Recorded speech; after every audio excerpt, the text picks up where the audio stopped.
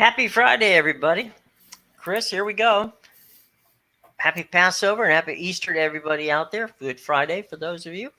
And hopefully it'll be a good Friday for what we're going to be doing this afternoon. We got some fun stuff coming along. And USFL. So we've got show and tell. We'll show you our show and tell for the USFL. All things Birmingham, as we like to say, coming up. So Chris, last night, if you were a fan of anything Washington, it wasn't a good night. The Nationals got tanked in Pittsburgh, and the Toronto Maple Leafs laid bare the Capitals. So it was not a good night for the teams with the DC logos today. But it was a good night for me because, the Leafs won. So, well, the Cubbies are playing good baseball. Yeah, that's true. They did beat Colorado yesterday. I said that game would stay under 11. It only got to 7? Yeah. I think it was 5-2. Yeah. It was weird, though, for that Leafs game to see them score 7 goals and not see Austin Matthews score any of them. So there's that. Yeah. Though he did have 2 assists, so he's now in the 100-point club, joining the only guys to score 100 points for the Leafs in the last half century. Doug Gilmour did it twice in the 90s, and Darryl Sittler in the 70s. So some pretty rarefied air for Mr. Matthews. Well, good for him. And of course, we talked about it last week or the week before. I can't remember, but our condolences go to the family of Mike Bossy, who passed away today at the age of 65.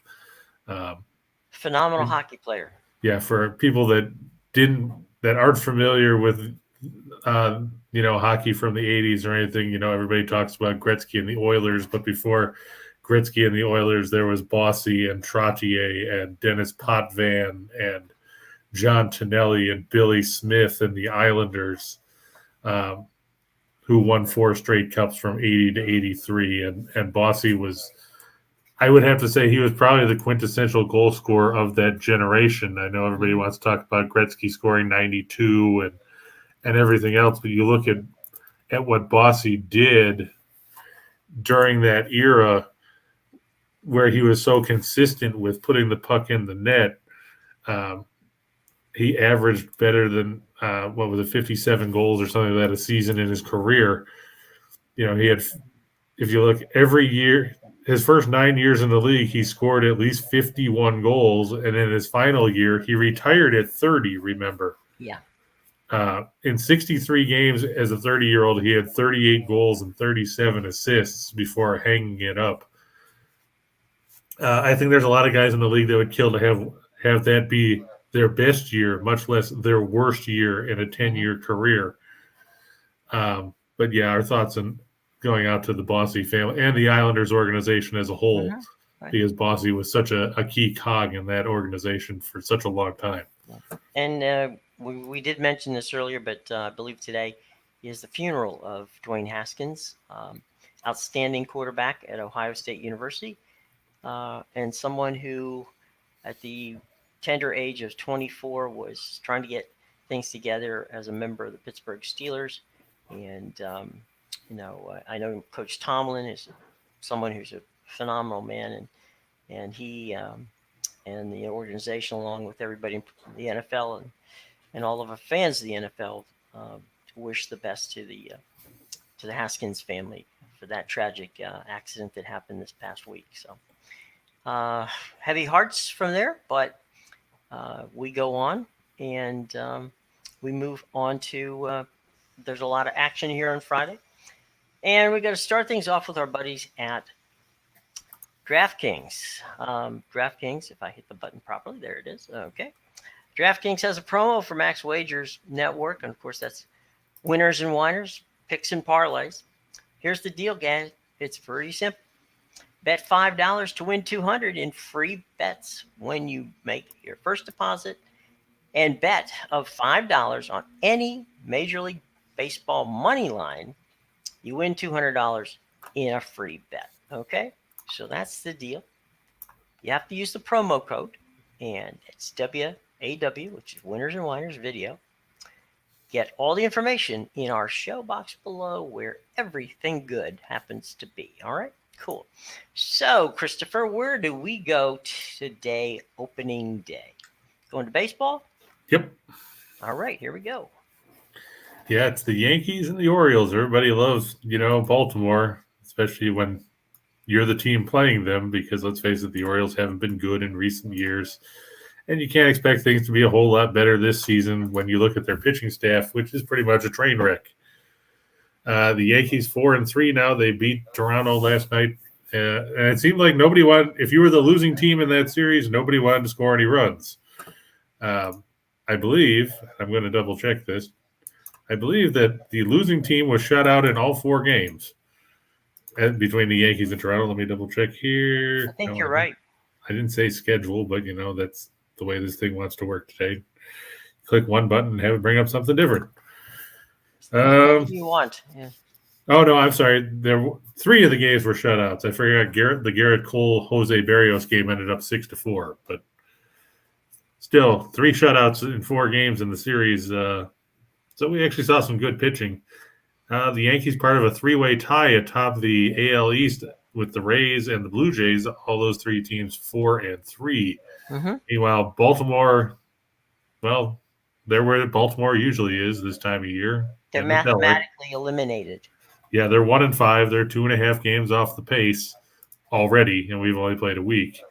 Jordan Montgomery had a no decision in his debut against the Red Sox, took a ball off at the back of his knee in that game, so he threw 3 1/3 innings. He says he's good to go tonight. He'll face Jordan Lyles, who was roughed up by Tampa Bay in his opening start, giving up 5 runs in 5 innings, walking 3 and striking out 2. Let me just stop you for a second. When would you think that your starting pitcher with an ERA of 8.10 is actually better than the guy he's throwing against? Well, normally when it's the Orioles pitching, when you're facing the Orioles, you've probably got a good shot. Yeah. Whoa. I know it's early, but those ERAs are pretty brutal. Yeah. The Yankees tied for 22nd in the majors in runs per game with 3.5. They were 19th in runs on the road last year with 4.39. This is their road opener. Baltimore dead last in runs per game so far. They're averaging 2. Yes, that's not a typo, 2. They are slightly better at home. They average 2.67. Mm-hmm. So there's that. The total for this game is set. I think it was 9. Let me double check and make sure it's still 9, because otherwise it'll mess up my things. Oh, it was 9.5. It is down to 9. So those numbers still hold. The Yankees 4-0 in their last 4 on the road with a total between 9 and 10.5. They're 8-1 in their last 9 overall with a total set at 9 and 10.5. They're 6-2 in their last 8 against a starter with a WHIP greater than 1.3. Baltimore 15-48 in their last 63 overall, and they're 12-47 in their last 59 against the American League East. Not going to say a whole lot more about Baltimore, but the Yankees have gone 41-14 in the last 55 meetings between these teams, and they're 24-7 in the last 31 meetings in Charm City. I know Montgomery hasn't pitched well. The Yankees haven't hit all that well, but, Baltimore is usually the cure-all for what ails you when it comes to Major League Baseball in recent years. Look for the Yankees to drink from that elixir and pick up a victory here on the road. And a good victory it would be. It's, by the way, hi, Ryan, James, and Michael. Good to see all of you. In a small world category, long ago, my wife's family owned the Baltimore Orioles. And it was her uncle. And her favorite player growing up was Luis Aparicio. So it's been a long time since the Orioles have been been relevant. Davey Johnson did a pretty good job with them in the 90s. True. But, then things went sour. And Michael has a question for you here. And it is, good afternoon. He likes Marcus Stroman and the Cubbies tonight. What do you think there, Chris? Those are your boys. Yeah, they're facing German Marquez and the Rockies at Coors Field. Stroman looked pretty good in his season debut. Gave up 1 run in 5 innings against the Brewers, and then the bullpen, of course, blew it later on in the contest. Got The to do what you Rockies do are, best. yeah, the Rockies are a tough team to figure out. I mean, normally you expect them to hit well at Coors Field, but like I said, they only scored 2 runs last night. Marquez, funny thing about him, he's a former Cubs farmhand and ended up going to Colorado. I can't remember what the deal was that he got traded, but they had high expectations for him. Then they decided he wasn't going to fit, and they shipped him out. He's a good pitcher. He pitched 7 innings, gave 1 run on 3 hits with no walks and 5 strikeouts in his season debut, but got a no decision. I think it's going to be a good matchup, but I think, based on what we've seen from the Cubs so far, you have to give them the upper hand here. Yeah, absolutely. Dodgers. Before we get to the Dodgers and the Reds here in a second, Michael, if you remember, I think was it 94 or 95, the Jeffrey Mayer game, where Jesus. there was. By the way, we mentioned him early in the week. That the guy, the umpire on the line that night in that game was Angel Hernandez. So, of course it was. Of course it was. Why wouldn't it be? So yeah, there was. The Orioles had a good playoff run, and I believe, what was it? Was it 2014 or 2015 they got into the ALCS? Yeah, I think so. Something like that. And that game with Jeffrey Mayer was game 1 of the ALCS in '96. Yeah. So yeah, Michael, they've had some decent teams, but basically, it hadn't been recently. So there you go. Now, I watched a little bit of this game last night, and the Dodgers jumped on Cincinnati pretty hard. But the Dodgers are doing something that's really interesting, Chris. They're scoring after the 7th inning. Yeah, that was the big thing yesterday. After the 7th inning. They've scored more runs after the 7th inning this year than they've scored in total before the 7th inning. Yeah, they had 6 in the 8th last night to break a 3-3 tie. Of course, the game shouldn't have even been tied, but David Price, nothing like falling behind 3-0 to a guy, having a pitch fouled off, and then thinking you're going to sneak an 83-mile-an-hour changeup over the middle of the plate, belt high, thinks that somebody's not going to tattoo it. That's what tied the game. Yeah, it cost Buehler a win. Then they had, of course, like we said, they scored 6 in the 8th. Yeah, Trey Turner had a RBI single, and then Smith drove a 3-run homer, and at that point you could turn the lights out. Cincinnati now 2-5, but the Dodgers, they made it interesting because it's got to make things difficult for the betting public who thought that they were going to win convincingly. I mean, they did win, and at the end of the day, but 3-3 in the bottom of the 8th is not what you were expecting in that game by any stretch of the imagination. Vladimir Gutierrez 0-1 with a 415 earned run average, a 1.846 whip, 2 walks, 4 strikeouts, and 4 1/3. Going to go against Tony Gonsolin, who has no record, a 3 ERA, a 2 whip, 1 walk, and 3 strikeouts. He only pitched 3 innings in his debut against the Rockies last weekend. The Reds 16th in runs per game at 4.29. They're 11th in runs on the road at 4.4. The Dodgers 4th in the majors, averaging 5.67 runs a game. They were 7th in runs at home last year with 5.06. Of course, with only 1 home game, you could say, hey, they're averaging 9 runs a game at home. That's not really a stat you can base yourself on after 1 game. The Dodgers 54-17 in the second game of their last 71 series. They're 54-18 in their last 72 with the total set between 9 and 10.5 runs. They're 113-41 in their last 154 home games against a right-handed starter. The Reds 1-4 in their last 5 against righties, 1-5 in their last 6 against teams with a winning record, and 0-4 in the second game of their last 4 series coming into this one. Let's face it, I know the Reds played well against Atlanta. Since then, they haven't done squat. They lost both games to the Guardians. They got lost yesterday. They'll probably lose today. Odds are they'll lose tomorrow. And, they might lose Sunday too, just to, keep a trend going. Even things out. Yeah. Then they'll be 2-8. Nobody will talk about the Reds anymore. Quick note to those of you. Tonight's Apple TV Plus game, which you can stream for free, is the Rays and the White Sox. So that's your option. By the way, quick consumer note: you have to have a Apple ID to log in to watch the game for free. Okay. Now, if you're an Android user like myself, you may not have an Apple ID.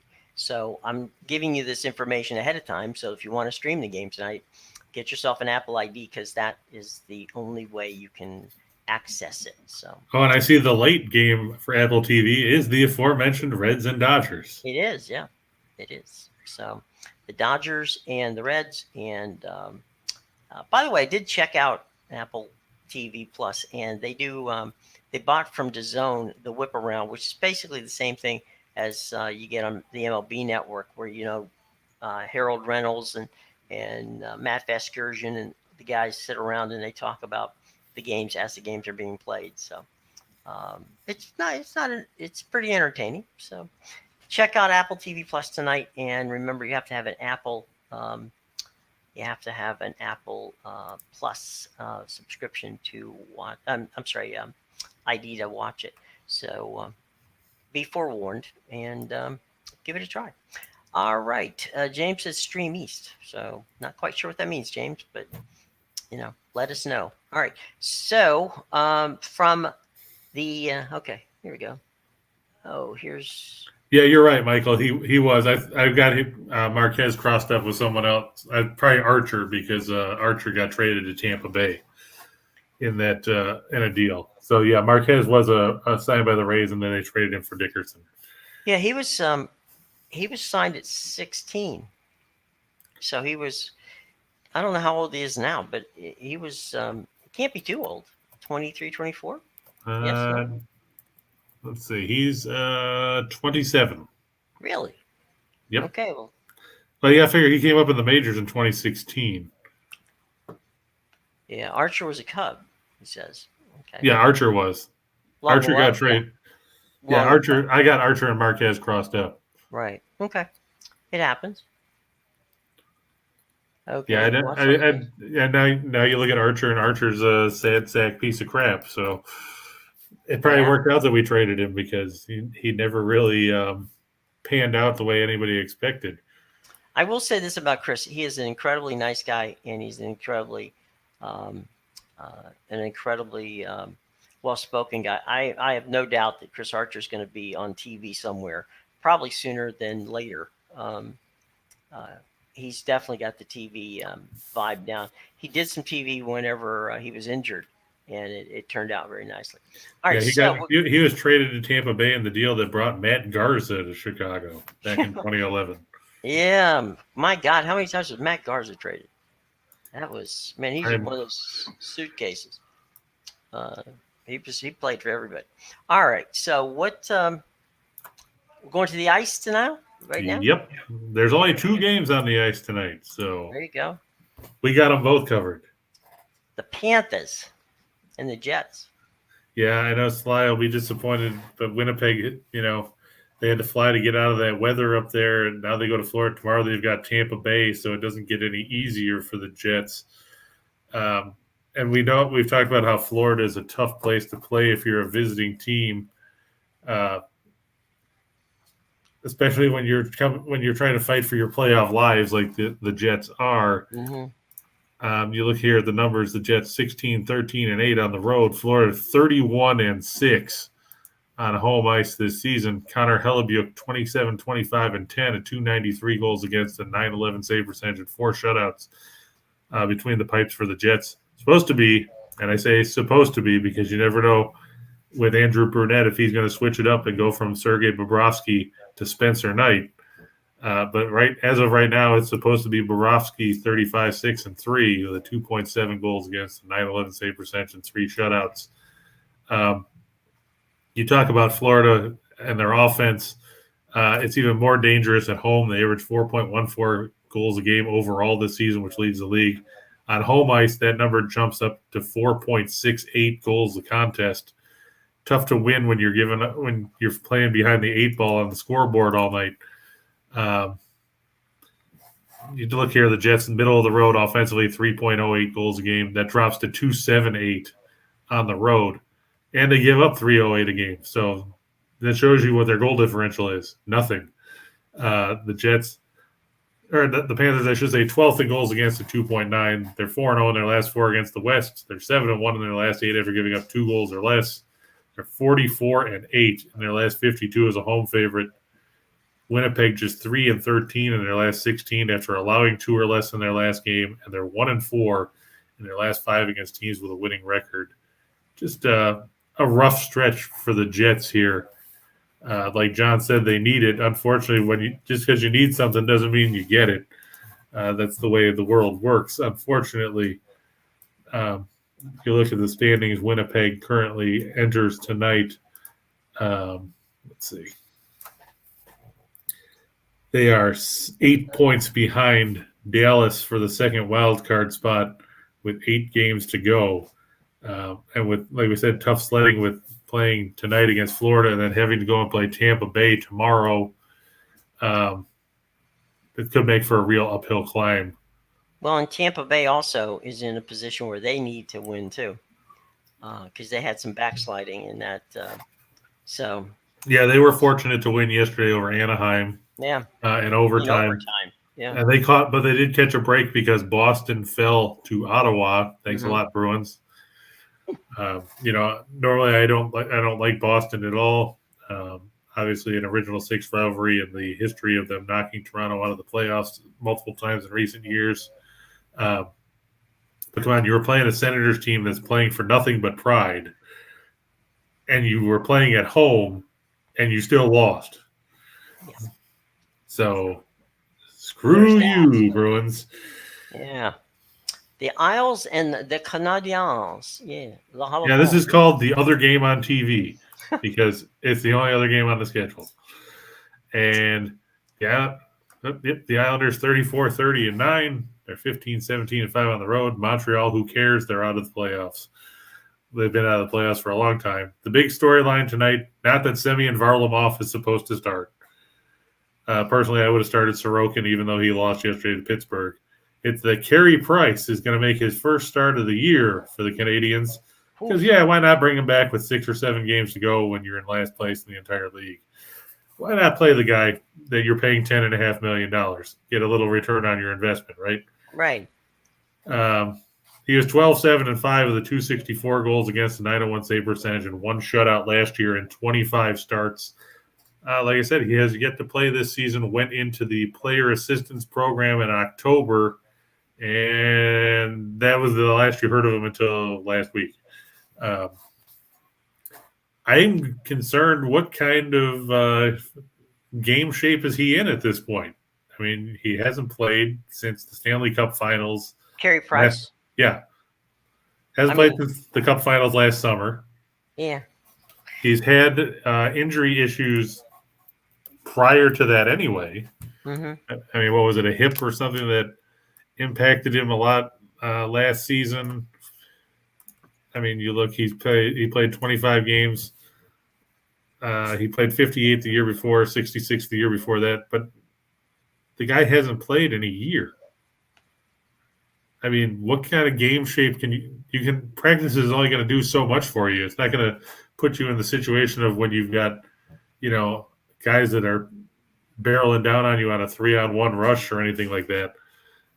What kind of game shape is he in? Why bring him back now? You're not going to the playoffs. Yeah. You're not anywhere near the playoffs. You're not going to do anything to improve your team here by putting him on the ice.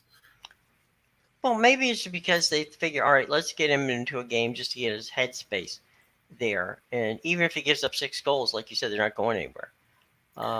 So maybe that's it. I mean, maybe they just want to get him into a game so he can get comfortable with playing again. I mean, he's going to be 35 years old. How much does he have left in the tank? It's not like you're bringing back Jacques Plante here. I'm not advocating for him. I'm simply suggesting that these are raisins that Montreal's doing. Barry Trotz is putting somebody who he thought he stole from the Capitals and Semyon Varlamov in goal, and that hasn't worked out well either. And Michael says that maybe Montreal's trying to get the number 1 pick in the ping pong balls. So They could do that with Samuel Montembeault. I mean, right. you don't have to bring Carey Price in for this. I mean, I guess you're trying to see, does he have anything left? Blah blah blah. But like I said, he's going to be 35. Is he out of contract at the end of this year, or is he still in contract? That's what I'm going to double check. I know he signed a lengthy deal before. Yeah, I know. Is this an extension? Was this part of an extension? Or Let's see. Double checking here. Let's see what his contract. Oh no, he's under contract until 2025, 26. oh man, okay. So his And cap number is $10.5 million all the way through 25, 26 when he'll be 38. John thinks that maybe they're showcasing him for off-season trade. Nobody's going to want to pick him up because nobody wants to pay $10.5 million to a goaltender that's 35. Well, that's where dead money becomes an issue, right? How bad do the Canadians want to keep him versus how bad would somebody else take it? So if you want Carey Price, you think maybe Carey Price would be a good backup, or you're not going to pay $10 million. So that means how much does Montreal want to get rid of him? And if that's the case, then they're going to have to eat a lot of contract. So my guess is that Carey Price is probably going to be sitting out by the pool drinking Mai Tais in a year or two, and not worrying about hockey, but collecting his cash. And when it comes to contracts like that, John, you should be familiar with the way that goalies get overpaid, because I'll mention a name that everybody on Long Island still shudders when they think about it, and that's Rick DiPietro. Oh yeah. They paid him a truckload of money to basically do nothing because, let's face it, he was a major bust when it came to being a relevant goaltender. I mean, his contract just ended in 2020, where he was paid a 15-year deal for $67.5 million. You bought him out in 2013. You still had to pay him for another 7 years. In Montreal's case, I don't know if anybody would take him. I don't know if anybody wants to deal with a guy like that. You have to figure what Marc-Andre Fleury getting. He's getting way less money than that, isn't he? Yeah, he is, and he's about the same age. It's true, Michael, about what Lundqvist did.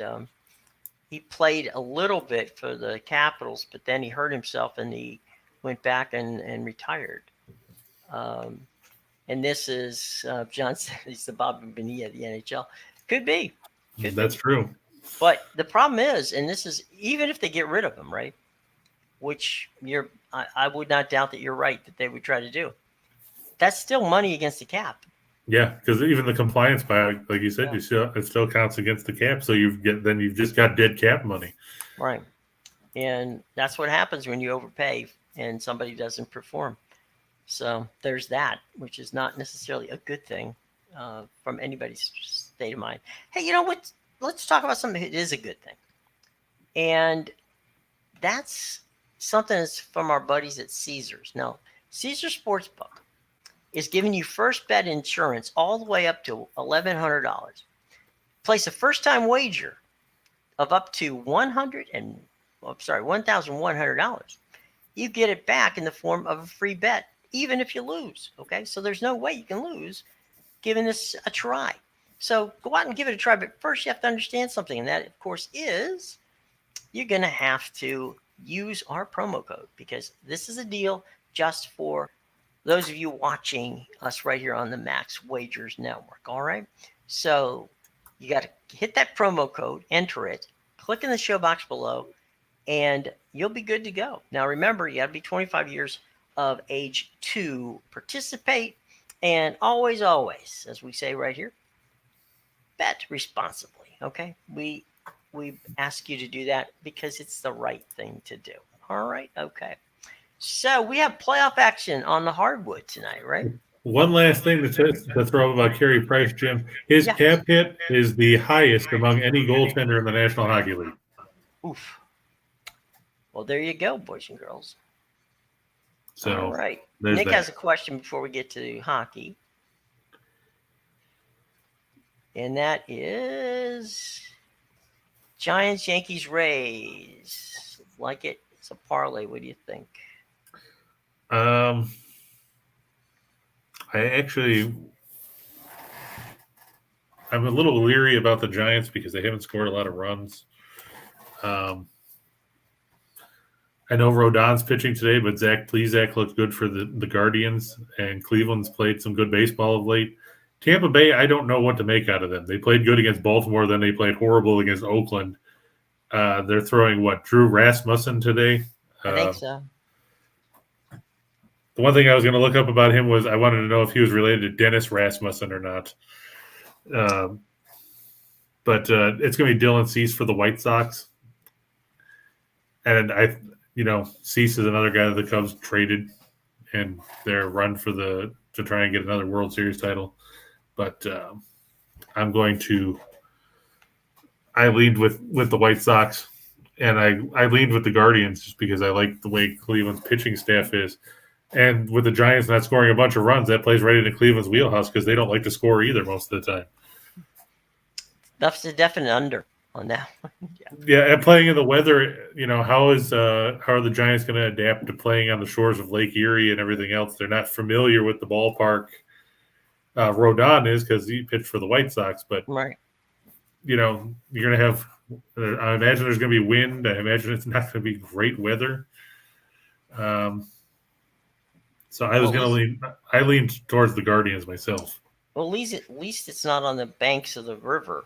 I mean, banks of the Ohio, the Cuyahoga, Erie, because that was having worked in that old stadium. That used to be really cold. And yeah, Cleveland Stadium was it was adult too. Very cold. Only it's nicer. It's a nicer building, but it's still cold.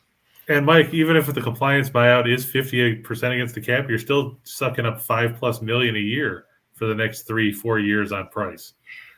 And $5 million on a cap is that's a drag.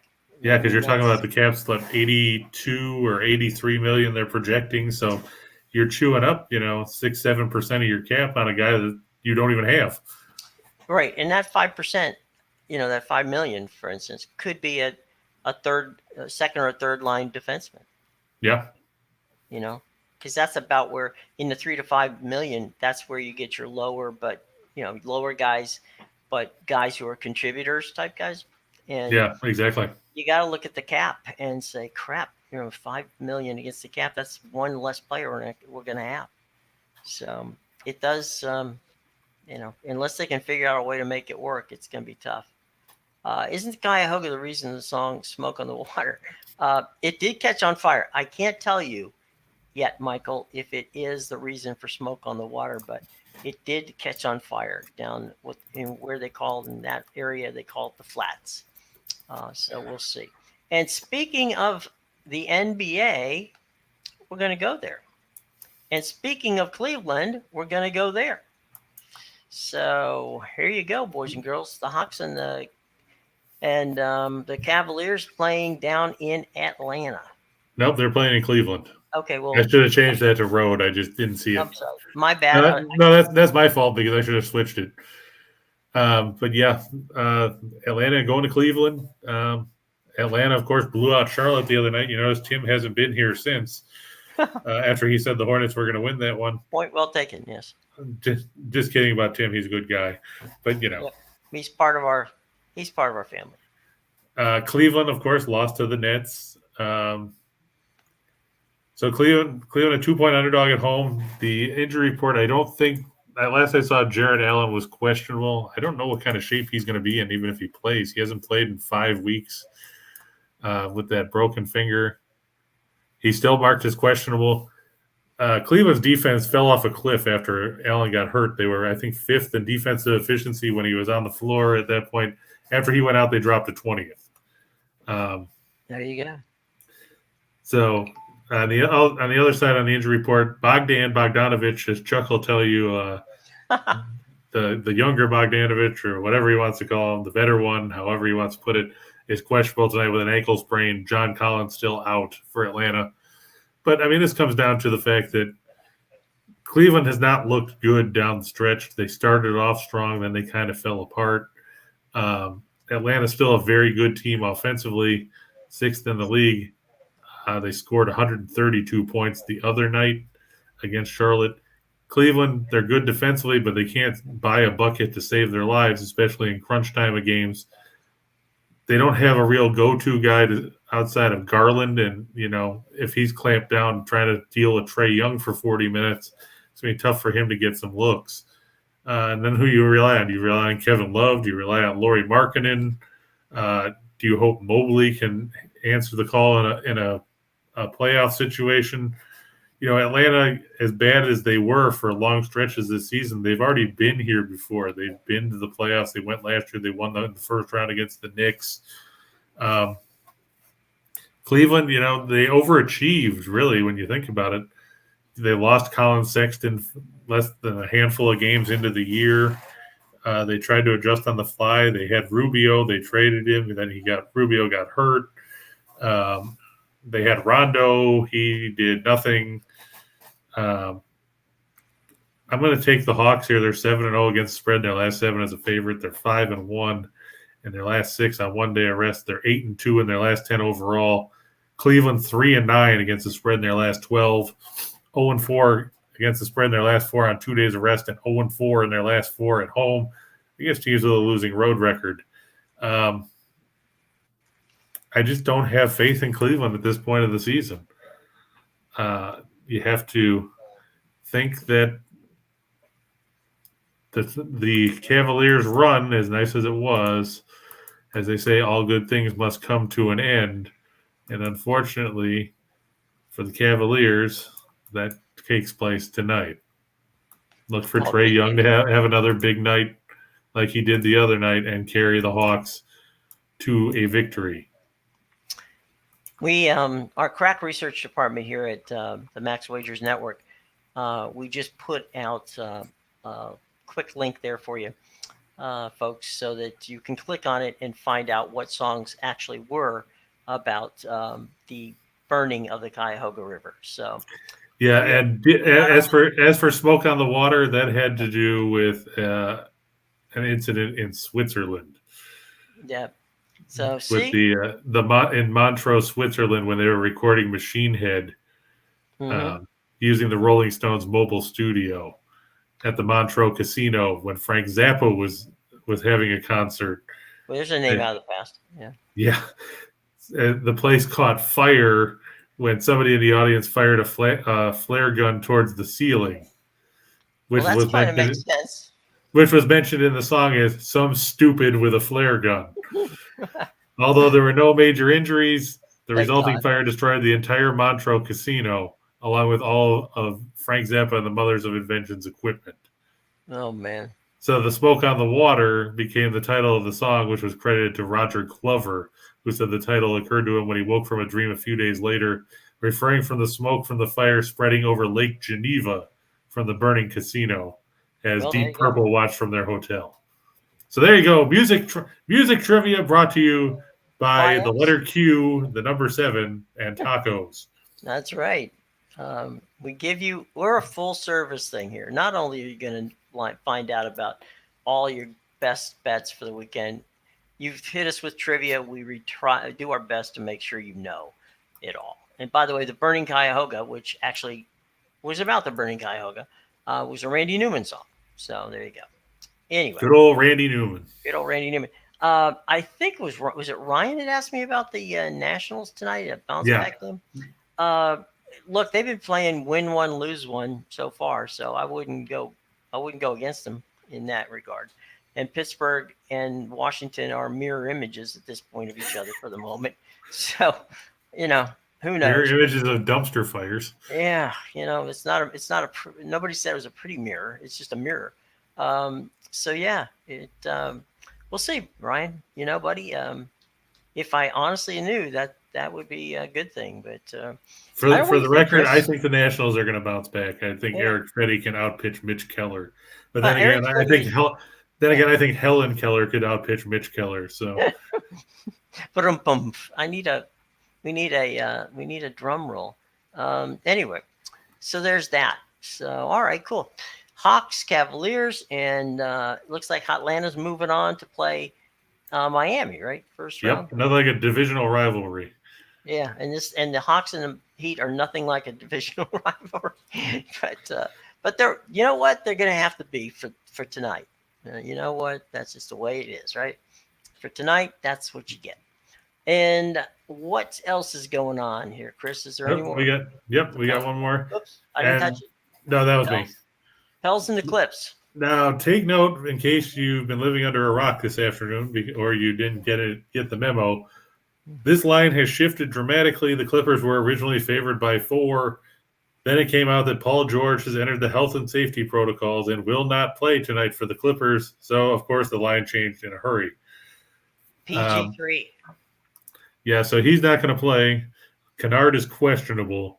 Kawhi Leonard, of course, still not playing. Meanwhile, for the Pelicans, the only guy that you know isn't going to play is Zion. So, who cares? They still have Randall, or not Randall, they have Ingram. They have Valanciunas. You got CJ McCollum, who had a big game to help the Pelicans get past the Spurs the other night. Originally, I had backed the Clippers, and then I found out George wasn't playing and said, well, the reason why the Clippers got hot down the stretch was because George was back. Well, now he's not here.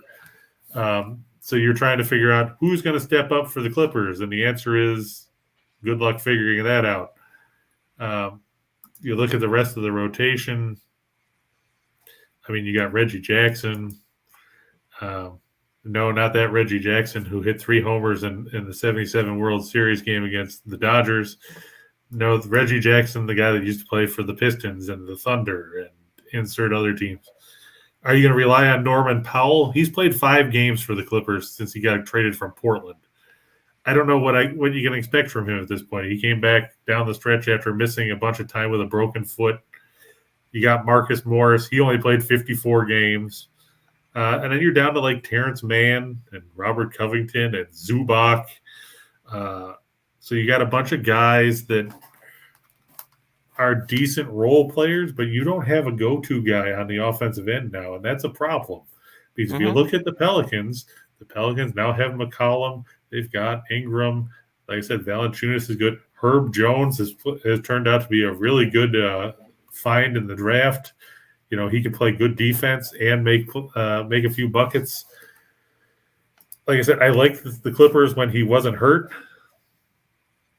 But now that George is out, I had to switch things around. The Pelicans 13-5 in their last 18 on the road, 7-3 in their last 10 when their opponent gives up at least 100 points. Clips 7-19 in their last 26 on 2 days of rest. Of course, they lost to Minnesota on Tuesday night. And the Pelicans 38-17 against the spread in the last 55 meetings. It's only a 1-point line, so the line has shifted 5 points from what it was originally. Because, like I said, the Clippers were favored by 4 as of late last night. Now it's 1.5 in favor of the Pelicans. So I'm going to ride New Orleans here. I'm just worried that the Clippers won't be able to generate enough offense. I mean, they only scored 104 with George against Minnesota, and we know how bad the Timberwolves can be defensively. There's no question about that. They're not exactly a team that you fear from a standpoint of, oh my God, I have to play defense against them. But gosh, I really wanted the Clippers to be the team to beat the Pelicans because I have George Shinn, the owner of the Pelicans, has always been one of those guys who you just look at and go, ugh, drive you nuts. But you're right. I mean, without PG3, PG13, you got problems, and they just don't have enough weapons to match up against the Pelican team that is in this one. And, and Michael said back to baseball there, Byron Buxton, who the Twins are banking on staying healthy, hurt himself about half an hour ago, sliding into second on a leadoff pop-up double. He walked off on his own, but slapped the ground hard, knowing something's up. So hopefully for the Twins and for Buxton, it's not a serious injury because that kid's got a world of talent, but he always finds a way to end up getting derailed by some freak injury. I mean, he could probably be an MVP candidate if he wasn't on the IL half the time. Yeah. One of the things that concerns, he's kind of like Trey Turner, who the Dodgers, who was with the Nationals. They play so hard that sometimes they forget that you can play hard, but you don't have to play silly. And I remember Trey Turner, just before he got traded, as a matter of fact, went for a triple to get the cycle. And when he slid into third base, he slid with the oven mitt hand, and the oven mitt hand got stuck under the bag, and it hurt his hand clearly, and he was out for a few games. And same thing, and Schwarber then got hurt, and so basically then they started trading the entire team away because things were going south. But there are guys early in his career. Bryce Harper was that way. Bryce was banging off walls. He was doing all kinds of crazy stuff. As a matter of fact, one of my favorite things to see about Bryce was before a game one day, we were in the press box and looking out, and Bryce, they were, early in the game. I mean, early in the day, they take outfield practice in baseball and batting practice. Jason Worth, who's one of the absolute great clubhouse comedians, went out to right field and took some yellow tape and marked it off like a dead body was against the outfield wall, and said, and then used a pencil and said, one of those marking pencils, and said Bryce Harper. And so, when Bryce came out, he saw that, there was that imprint of him on the wall. So yeah. Andrew McCutchen is, Michael said he would compare Bryson to McCutchen. McCutchen also, a career, you wonder how well he could have been had he not been constantly injured, both with Pittsburgh and then, in the trade to Philadelphia and other places. So, yeah, I mean, there are those players who just are immensely talented, but just can't buy a break when it comes to getting hurt. Yeah, and Brad, I agree with you about the Hawks. Cleveland doesn't look right. They haven't looked right since Allen got hurt. They don't play defense the way they did early in the season, and they don't have a good offensive rotation to work with either. Right. Even with the right Bogdanovich. Right. So there you go. All right. So show and tell time. This weekend we're getting back to the USFL. Now this, boys and girls, is my Tampa Bay Bandits sweater, which was given to me by the late, great Mr. Burt Reynolds when I used to produce, and actually directed, the USFL in the 1980s. And they're back. Whether that's good or bad, that's up to you guys. But they start tomorrow, Chris, on NBC and Fox. And I think they've got a pretty good chance of making it because both Fox and NBC have invested heavily in them. The NFL is lending them some of their officials, and they're playing all their games in Birmingham, so you're not going to have to worry about an audience. The running the league the first year is going to be amazingly cheap because there's no travel. That's true. And basically everybody practices there, so very interesting. Michael, thank you very much. This sweater is a little pitted at this point, but and still fits, but it's nice to have. Who's playing? Ryan, are you playing golf somewhere? You said you're playing golf? Yeah, he said he's on the course in Delaware, I think. Yeah. You're on the course in Delaware? Where? I mean, there's a lot of good golf courses in Delaware. Red Sox getting killed by the Twinkies. Oh, ouch. Okay. Yeah, it's 4-0 in the bottom of the second. Okay, you're in Delaware. Fair enough, Michael. Ryan, I'm sorry. Beautiful. Oh, Dover Air Force Base. Hey, Ryan, have you been to Dover Downs and Casino over there? Well, he'll get back to me. All right. All right, let's go for 2 for the money. That sounds fun. How about it, guys? Alrighty. For the money? Why not? We got nowhere else to go. Oh, you went there today? Okay. Good people over there. Good people. Florida Panthers. I think we've seen these two. Actually, we've seen these four. Yep. Makes it easy, doesn't it? It does. I mean, the Panthers over the Jets, we talked about it. Florida's a very good team at home. Winnipeg's going to be battling the fatigue of the travel and the weather and all that. And then they've got to play Tampa Bay tomorrow. Just going to be a rough sledding for the Jets. We talked about it, Cleveland and Atlanta. We've talked about how bad the Reds are, and the Dodgers. The way they pile runs on late helps make the run line look better, like they did yesterday. And the Pelicans and the Clippers we talked about with no George. Who do you rely on if you're the Clippers? And the answer is nobody knows. You got nobody. Billy Crystal, he's a Clippers fan. Maybe he can suit up. You never know. He's short, but he's got a good outside shot. All right, so let's go 4-4 for the show. All right, we got the Yankees over the Orioles, which we talked about, Montgomery and Lyles. I like the White Sox over Tampa Bay. Tampa Bay's is back to the point where they've got to prove to me that they actually want to play baseball, because when you lose 3 out of 4 to an Oakland team that has at home, that has minimal talent, and I'm not taking anything away from the A's. I mean, they won those games fair and square, as far as I know, but they're still a bottom feeder team that traded away the core of their lineup that got them to the playoffs multiple times in recent years. And you made them look good with a bunch of scrubs. So Tampa Bay's got to prove it. I think Dylan Cease will pitch well for the White Sox.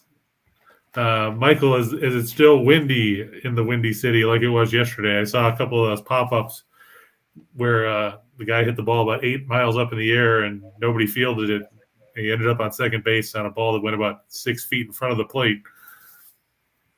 But I think game time temperatures in the Windy City is supposed to be about 40 degrees. Not really what Tampa Bay wants this time of year. I just think Chicago should get the win at home. The Blue Jays over the aforementioned A's, Tampa Bay, beating them 3 out of 4 is one thing, but facing a Toronto team that's got a lineup like the Blue Jays have with Guerrero and Bichette and Springer and Chapman and all those guys is a different story. Dalton Jeffries is going to go against Ross Stripling. Stripling's going to work probably as an opener type of guy. It's probably going to be a bullpen type day for Charlie Montoyo because they pushed Hyun Jin Ryu to tomorrow, give him an extra day of rest. But I think the Blue Jays have enough in the bat so that they can overcome that situation and get the victory. And we talked about the Islanders, win this one for Bossy, when the Islanders were making those runs to the Cup, inevitably one of the teams they'd have to deal with in the postseason was Montreal. And it would only be fitting for them to give Bossy a proper remembrance by beating the Canadiens tonight, even if it is Carey Price's return to the ice this season. And let me ask you a question. I know we've all seen the movie Brian's Song, and there's that great scene where Brian Piccolo goes into the locker. I mean the hospital room with Gale Sayers after they had dedicated the game to him with the game ball, and he goes and he said, "You do realize that when you dedicate a game to somebody, you're usually supposed to win it." And so, you hope that if they go to tonight there and they win one for Mike Bossy, they actually go out and win one. Right. But there's no reason to believe they wouldn't. And that's for darn sure. I mean, that's the way it looks at this point. So you think it's time for the menu, my friend?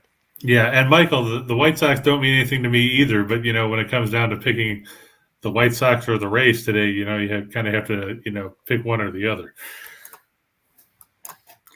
Well, yeah, it's a binary thing, buddy. You got one, you got two.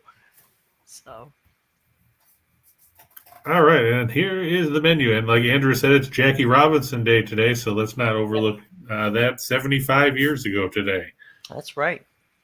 It's quite the anniversary. Yeah. But on the menu today, I'm going to go. Like I said, I took the Nationals yesterday. They looked good for half an inning. Unfortunately, baseball's a 9-inning game, and nobody told Washington. Hopefully today they got the memo and they'll beat the Pirates. It's supposed to be Eric Fetty, like I said, against Mitch Keller. Mitch Keller hasn't impressed me his entire career. I don't expect him to be any better here. I'm going to take the small upset and go with the Guardians over the Giants. I like the way Plesac pitches. He pitched well at home, or he pitches well at home, I should say.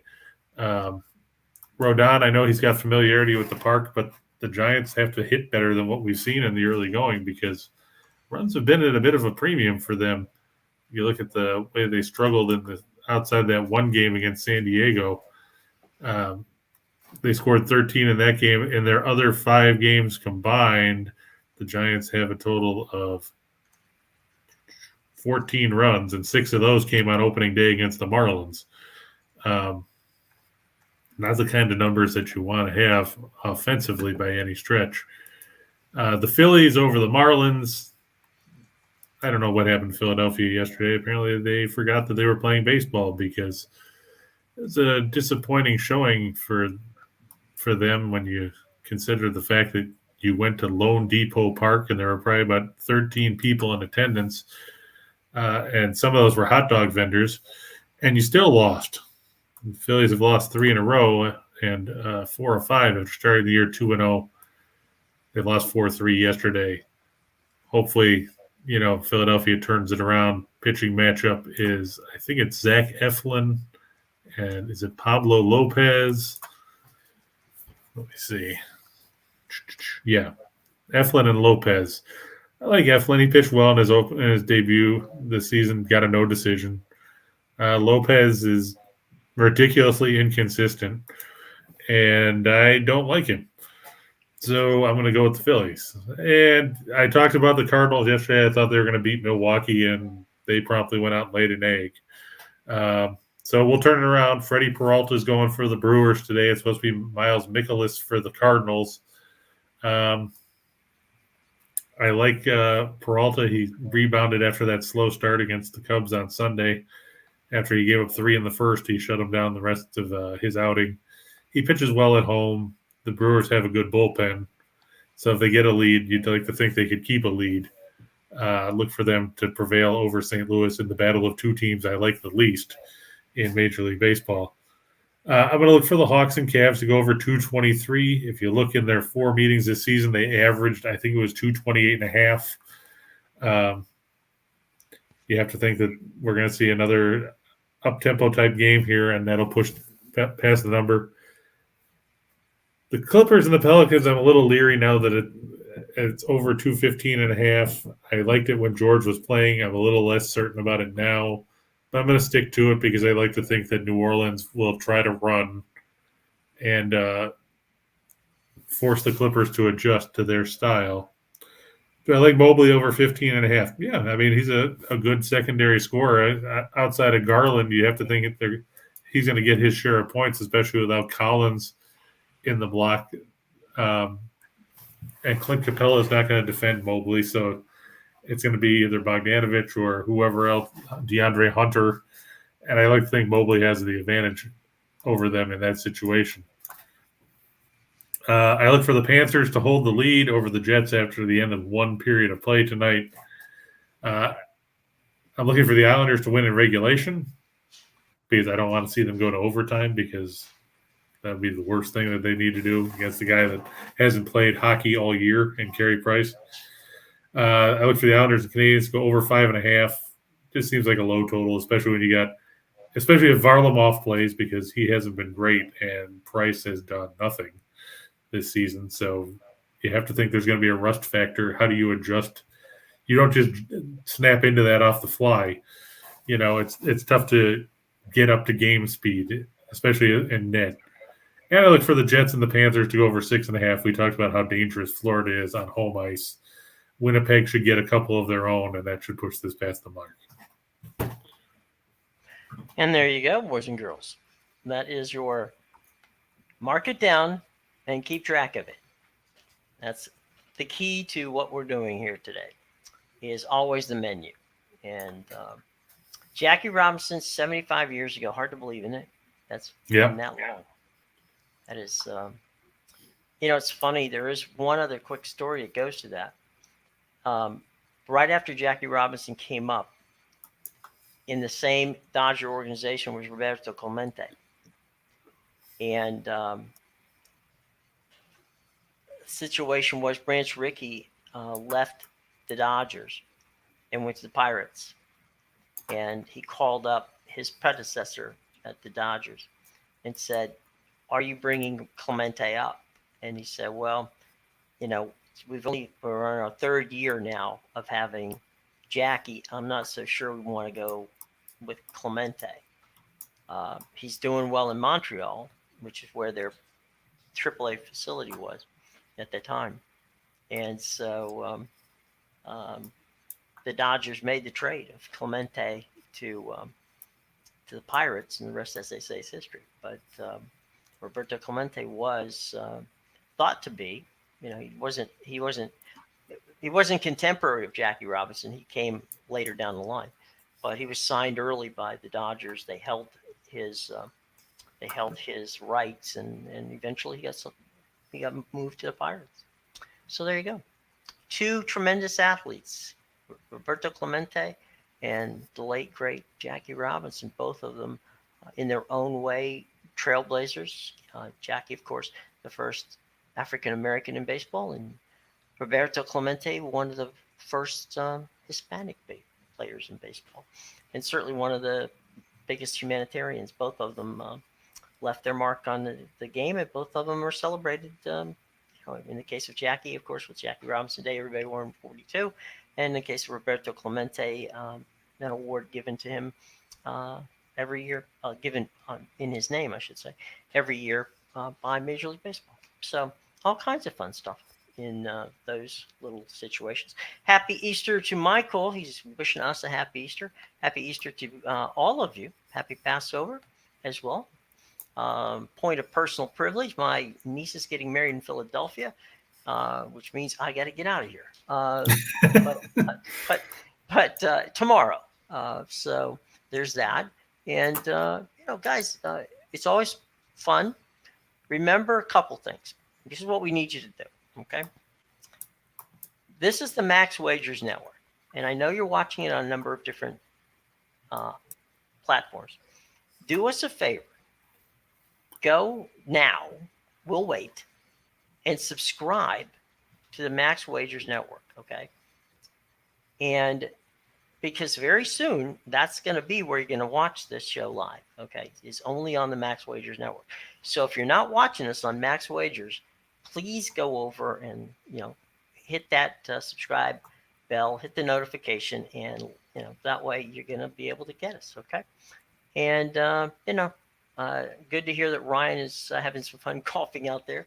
And we hope you have a good day. A lot of good friends over at Dover Downs. And interestingly enough, many of you probably know this, that Dover Downs is literally, the hotel and casino is literally physically against the NASCAR track. So if you have east-facing windows, you're literally you've got a box in watching the race at Dover Downs. So it's a pretty wild place. So if you ever get a chance to check it out, go there. Hit the button. You're right, buddy. We want that. Smack that thumb too. All right, yeah, all good stuff, guys. Thanks so much, Chris. Have a good holiday weekend, my friend. You too, Jim. Travel safely. Thank you. Amtrak's our friend. That's true. 30th Street Station in Philadelphia. We'll don't have time for cheesesteaks this weekend, boys and girls. That's too bad. It is, life goes on, right? There's always time for cheesesteaks. There's always time. So I don't know. I'm on a tight schedule and I'm not in charge, so that makes it even worse. So there you go. Boys and girls, thanks so much for joining us. We always have fun. Chris, of course, it's always a pleasure working with you, my friend. And we shall see you come Monday right here on the Max Wagers Network. Everybody have a safe and enjoyable weekend, and we'll see you on Monday.